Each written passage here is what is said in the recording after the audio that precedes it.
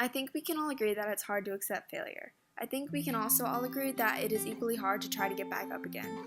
Failure is something we all struggle with, and I decided to do my iSearch project on J.K. Rowling and her story.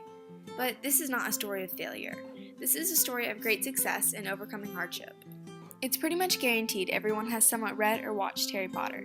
The majority of you have one of the books or movies in your own home. Myself being a fan of the series for a while now, I wanted to look more into the amazing author's past. Although there have been several popular books in the series in the past, there's never been any quite like this. The first question I thought to myself was, what was her inspiration? How did she come up with this unique idea? I learned that a lot of J.K. Rowling's ideas came from her own life. As many of the readers may know, the main character Harry Potter's birthday is July 31st, and that is also J.K. Rowling's birthday. Her parents met at King Cross Station, which is the actual meeting place for the Hogwarts Express. Although she had been writing forever, no idea got her more excited than in 1990 when she was moving up to Manchester with her then boyfriend and the idea of Harry Potter came to her. She started writing it that very night. As many people know, Rowling suffered from severe depression. After her mother's death and a sudden divorce from her husband of 2 years, she struggled to even accept that good things could happen to her. So her past depression was inspiration for the mythical creatures in her series called Dementors. My next question was, what is the process of writing a novel, let alone a 7-book series? Like I said before, J.K. Rowling came up with the idea of Harry Potter in 1990, and she finally sold the book to be published in 1997. The first book alone took her 6 to 7 years to write. In total, she spent 17 years writing the Harry Potter series. She began writing the first book in 1990, and the last book, Harry Potter and the Deathly Hallows, was published in 2007.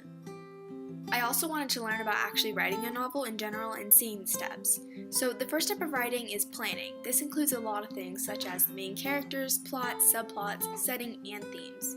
After everything is planned, then you can actually start writing. Then you revise what you said and how you have said it. Hopefully, after all that work, you can find a publishing company willing to publish your hard work. My next question is, how do the stories that she wrote apply to us? My answer is pretty simple for this one. There are tons of life lessons all throughout Harry Potter. This story tells us to be aware of selfish people, stay true to your friends and family, and speak our feelings. How dare you stand where he stood? Tell them how it happened that night. Tell them how you looked him in the eye, a man who trusted you and killed him. Tell them. The story also tells us that love is stronger than death. My next question is, what happened after Harry Potter? Did she continue to write fantasy books? Her latest books that are out right now are Casual Vacancy and The Cuckoo's Calling. Neither of these books are fantasy. She said once in an interview that she would not be writing any more fantasy books. She said that she never enjoyed reading them quite as much as she did other books. My last question is, how much did this experience change her life? How poverty-stricken was she, and how wealthy is she now?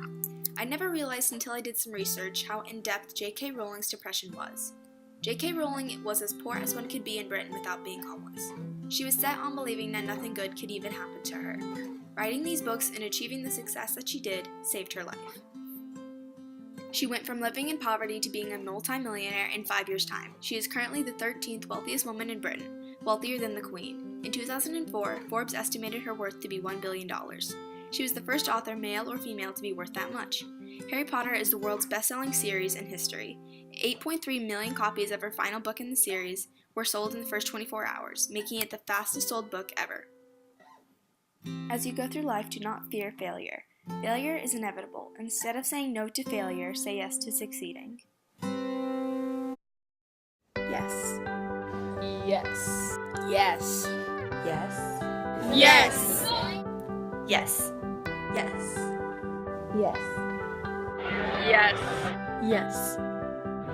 Yes. Yes. Yes. Yes. Yes. Yes, I will succeed.